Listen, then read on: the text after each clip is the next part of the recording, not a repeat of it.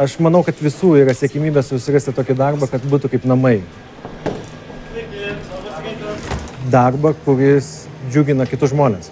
Labai stengiamės būti sąžiningi savo svečiams. Todėl labai atsakingai ieškom tiekėjų, žiūrim kokybiškiausius produktus, kad galėtume kuo geresnį produktą pateikti savo svečiui.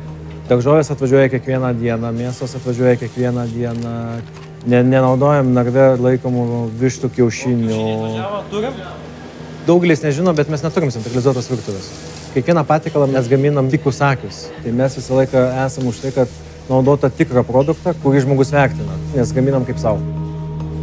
Mūsų stiprybė – klasikiniai pasaulio patiekalai. Dažnas galbūt net nežino apie mūsų ilgametės pusryčių tradicijas. Aš tikiu, kad žmonės per daug galbūt improvizuoja su maistu ir jie pasilgsta to kasdienio skanaus, komfortiško maisto.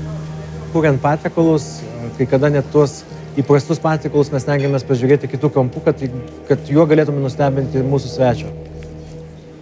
Nemeluosiu, visko būna įvairių atvejų. Bet stengiamės, kad žmogus išeidamas iš mūsų restorano prisimintų jį ilgai.